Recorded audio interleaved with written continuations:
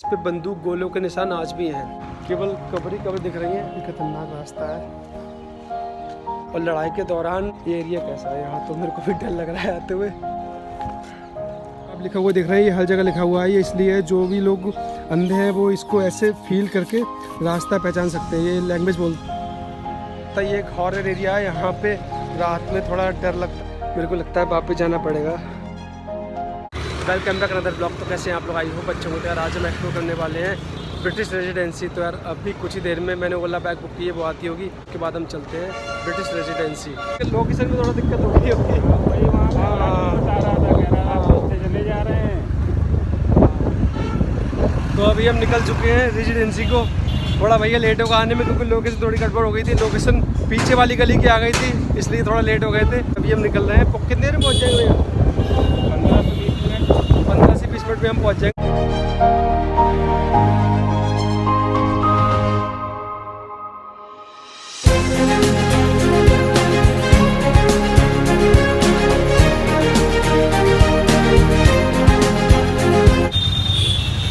ये रेजिडेंसी का main gate है। अभी हम अंदर चले गए। मैंने टिकट ले लिया। टिकट मेरे को 25 रुपये का मिला और कॉर्नर के लिए टिकट 300 रुपये का है। जैसे ही हम अंदर एंट्री करेंगे आपको बेली गादर गेट मिल जाएगा। मैं आपको बता दूं, ये सामने बेली गादर गेट है। ये जो यहाँ के रेजिडेंसी के कैप्टन थे बेली, उनके सम्मान में लखनऊ के नवाब शहादत अली खान ने ये बनवाया था। और इस गेट ने भी बहुत कुछ झेला है। जब 1857 में लड़ाई हुई थी तो इसको बंद कर दिया गया था, लेकिन इस पे भी तोड़ने की पूरी कोशिश की गई थी, बट ये टूटा नहीं। ये आप देख सकते हैं लोहे के एंगल बने हुए हैं, ये रोकने के लिए बने हुए हैं। इस गेट को धरोहर के तौर पे संभाल के रखा हुआ है। जैसे ही आप अंदर आएंगे तो आपको इसके अंदर से ही निकलना होगा। आज भी ये मेन गेट है यहाँ का। इसके बारे में आप और डिटेल में पढ़ सकते हैं। जब नवाबों का शासक हुआ करता था और ब्रिटिश सरकार भी मतलब अपनी पकड़ बना चुकी थी, तो उस टाइम के जो नवाब थे आसफउद्दौला, उन्होंने इसको बनाने की इजाज़त दी थी। उसके बाद में ये शुरू हो गया था 1775 में, लेकिन ये कंप्लीट हुआ था 1800 में। उस टाइम राज्य था शहादत अली खां का, उन्होंने इसको पूरा करा दिया गया था। तो जैसे ही आप अंदर एंट्री करेंगे आपको कोषागार भवन दिख जाएगा। ये कोषागार भवन की अपनी एक अलग कहानी है। जब 1857 में लड़ाई स्टार्ट हो गई थी देश आज़ाद कराने के लिए, तो इसमें जो ये भवन है कोषागार भवन, इसमें कारतूस वगैरह बनते थे, तो इसका बहुत ज़्यादा यूज़ है। और लड़ाई के दौरान इसमें गोले बंदूक के भी निशान इसमें हैं। अभी वो हम दिखाएंगे, लेकिन इससे पहले मैं आपको ये इमारत दिखाता हूँ। ये बिल्कुल खस्ता हो रखी है, लेकिन इसमें काम होता रहता है। जैसे कि यहाँ पे आप पीछे देख सकते हैं, दिख रहा होगा शायद आपको, काम चल रहा है। तो यहाँ पे साफ़ सफाई भी रहती है। ये पूरी बिल्डिंग तहस नहस हो चुकी है। तो ये उस टाइम का सबसे बड़ा सबूत है। मैं आपको दिखाना चाहूँगा। आप भी देख सकते हैं पीछे कैसे ये बंदूक गोली हो के निशान है। ये देखिए आपको निशान दिख रहे होंगे, पूरा छल्ली हो रखा है एरिया।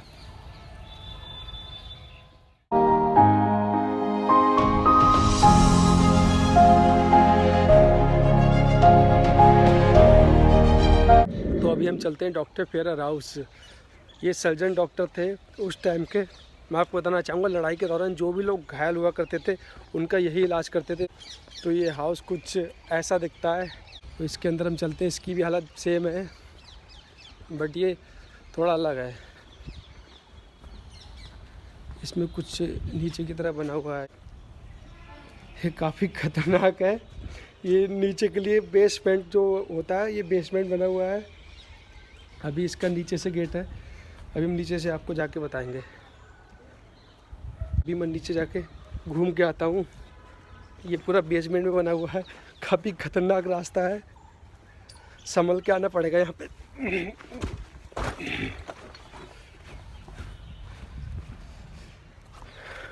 डॉक्टर हेरर, ये उनका हाउस आप देख सकते हैं। ये हाउस बोलो या फिर हॉस्पिटल बोलो, वो यहीं रहते थे और यहीं इलाज करते थे। ये थोड़ा झुक के जाना पड़ेगा।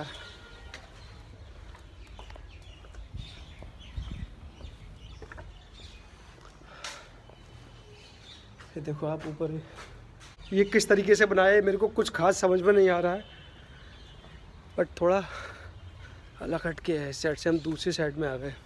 ये काफ़ी बड़ा है।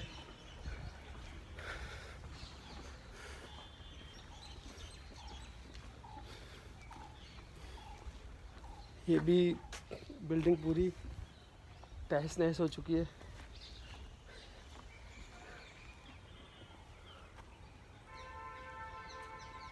ये ब्रिटिश टाइम की नालियाँ हैं, ये बाहर के लिए जा रही है सीधे। इस रेजिडेंसी में बहुत सारे लोग रहे हैं। जैसे मैं आपको बताना चाहूँगा, जो ब्रिटिश सरकार के जनरल थे वो भी इसमें रहे थे। ब्रिटिश ईस्ट इंडिया कंपनी है, उसके कर्मचारी भी इसमें रहे थे। फिलहाल अभी तो इसको एक धरोहर के तौर पे इसकी देखभाल की जाती है और इसको अच्छे से बिल्कुल इसका ध्यान रखते हुए बिल्कुल साफ़ सफाई का सब अच्छे से मेंटेन करके रखा हुआ है इसको। तो यहाँ पे लोग टहलने भी आते हैं। इसका पास बन जाता है, शायद मुझे कंफर्म नहीं पता है, 300 रुपये का पास बनता है रोज़ का। जो लोग लोकल के रोज़ टहलने आते हैं और यहाँ पे घूमने का एक बहुत ही बढ़िया पार्क बन चुका है ये। तो अभी मैं अंदर चलता हूँ। बहुत जो साल के ये एक अलग ही बिल्डिंग है। ये अलग इसलिए मानी जाती है क्योंकि ये बहुत ज़्यादा चमकीली, इसमें शीशे वगैरह बिल्कुल एकदम सजाया गया था अच्छे से। ये 2 मंजिल इमारत बहुत ही ज़्यादा अच्छी इमारत मानी जाती थी इस रेजिडेंसी की। ये सादत अली खान ने बनवाई थी और उन्होंने ये बनवाई थी स्पेशली अपने लिए। जब वो आते थे तो उनके लिए खातिरदारी इसी जगह पे होती थी और जब लड़ाई हुई थी तो इसको हॉस्पिटल के रूप में भी इस्तेमाल किया गया था। इसकी ये ढहनी सी बिल्डिंग रोकने के लिए पाइप का यूज़ किया गया है पूरा। ऐसे जहाँ पे उनको लग रहा है ये बहुत ज़्यादा कमज़ोर है तो इसलिए पाइप का सहारा लिया गया है। उसी ज़माने का ऐसी बिल्डिंग में आप देख सकते हैं फुब्बारा भी बना हुआ है। फुब्बारा के अंदर ये देखो कारीगरी, उस ज़माने की ये कारीगरी है। अभी चलता है नहीं चलता ये तो नहीं पता, शायद नहीं चलता होगा। यहाँ पर जो कुछ इमारतें जो बिल्कुल ही नष्ट हो चुकी हैं, जैसे कि ये सामने एक इमारत है, ये पूरी तरीके से नष्ट हो चुकी है। ऐसे एक उस साइड में उसको रोकने की कोशिश की गई है बट मुझे नहीं लगता रुकेगी। हाँ, यहाँ पे काम स्टार्ट हो चुका है इसकी मरम्मत के लिए। काफ़ी खतरनाक रास्ता है।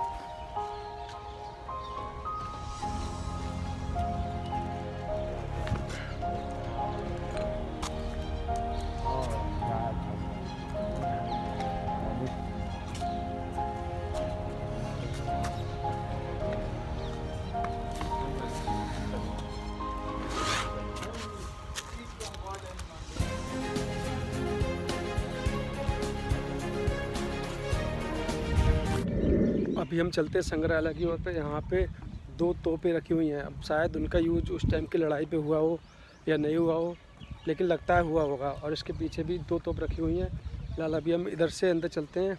ये इसका गेट है, अलग से इसका पोर्शन है। इसमें एक बड़ा सा गार्डन है, काफ़ी साफ़ सफाई का ध्यान इसमें रखा गया है। अभी हम आपको तोप दिखाते हैं। संग्रहालय में अगर आप आते हैं तो यहाँ पे कुछ गाइडलाइन लिखी, उनका ध्यान रखते हुए आप आएँ।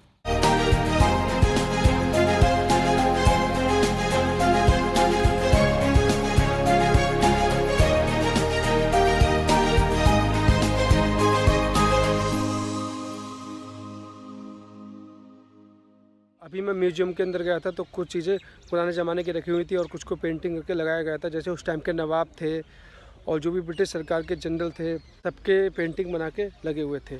ये आप 2 तोप सामने देख सकते हैं। ऐसा माना जाता है कि ये उस टाइम युद्ध के दौरान यूज हुई थी।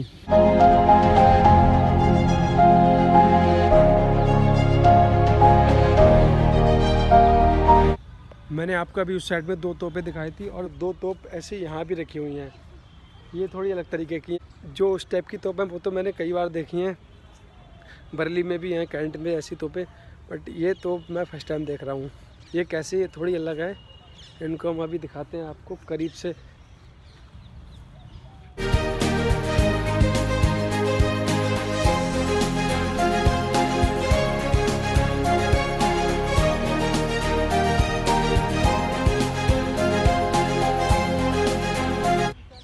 रेजिडेंसी की जो मेन बिल्डिंग है, अभी हम उसके अंदर चलते हैं। ये देख सकते हैं आप, ये मेन बिल्डिंग है, ये काफ़ी बड़ी है।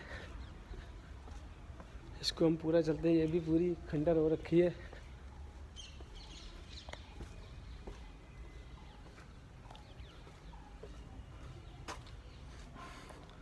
मैं आपको बता दूं 33 एकड़ में फैला हुआ है ये रेजिडेंसी। ब्रिटिश टाइम की सबसे बड़ी कॉलोनी हुई थी, इससे बड़ी कॉलोनी कोई भी नहीं थी।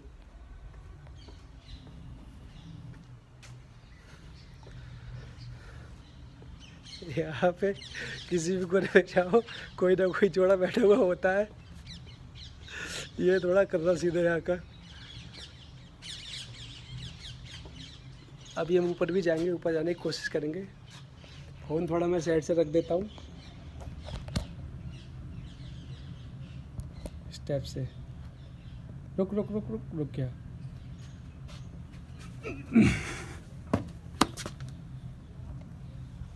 तो मैं जीने से ऊपर आ गया। ये बहुत ही खतरनाक बिल्डिंग है, अगर आप आए तो ध्यान में रखते हुए आए।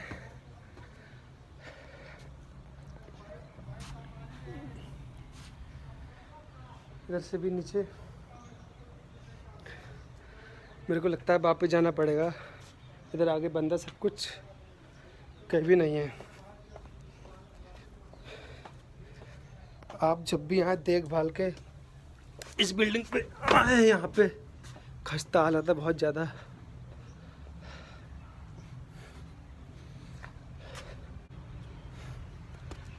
ये मेन बिल्डिंग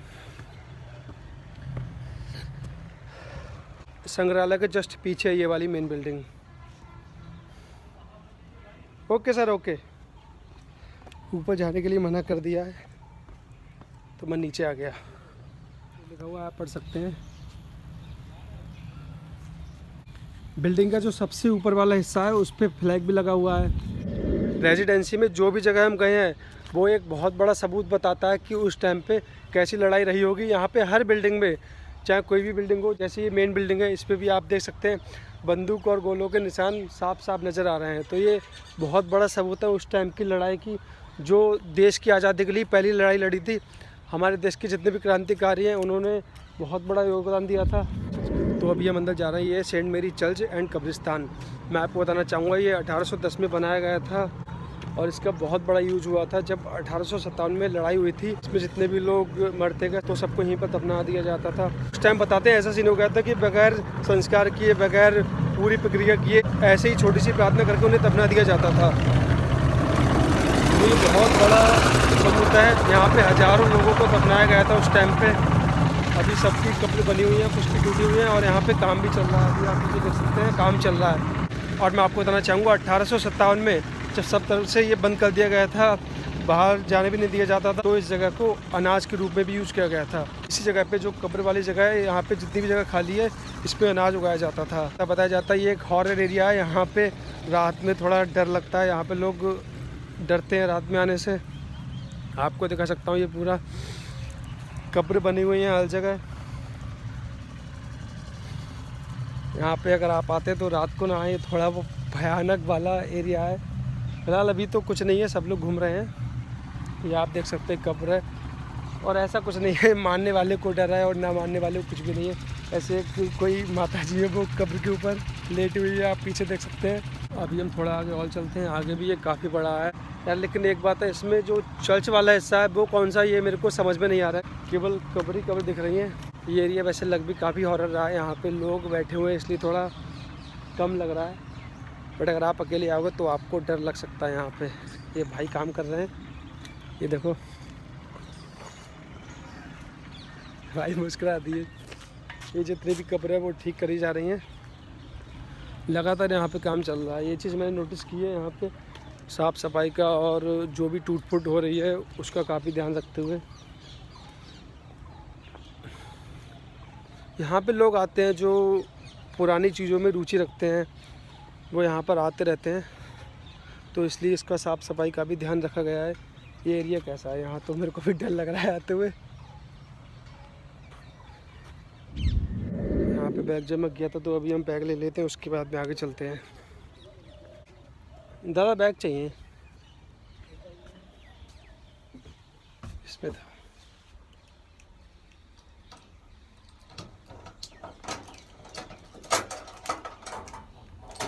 थैंक यू दादा। तो यार बैग ले लिया है, आगे चलते हैं हम। आगे क्या है, इसमें एक जगह और घूमने वाली है, इसको बोलते हैं बेगम कोठी। यहाँ पे ये बेगम कोठी है, अभी हम इसके अंदर चलते हैं। इसकी भी एक अलग ही कहानी है, इसके बारे में आप पढ़ सकते हैं, सामने लिखा हुआ है। आप इसके बारे में थोड़ा पढ़ सकते हैं। ये जो मेरे पीछे बेगम कोठी है ना, इसमें मैंने शूट नहीं किया था क्योंकि इसमें बहुत से लोग अलग ही प्रक्रिया में बैठे हुए थे, तो मैंने थोड़ा सोचा शूट ना करूं, अगर वो आ जाएंगे तो ठीक नहीं रहेगा। यहाँ पे जैसे और भी बिल्डिंग है जो पूरी तरीके से एकदम खंडर हो चुकी हैं, खंडर में तब्दील हो गई हैं। जैसे कि आप ये बिल्डिंग देख सकते हैं, बिल्कुल ही तहस नहस हो चुकी है, पूरी तरीके से एकदम खंडर में तब्दील हो गई हैं। अभी हम आपको ऊपर चल के दिखाएंगे। ये देखो पूरी तरीके से खंडर बन चुकी हैं। इमारत, इनका नाम क्या है ये भी कुछ नहीं लिखा हुआ है यहाँ पे, क्योंकि इनमें अब कुछ भी नहीं रहा है।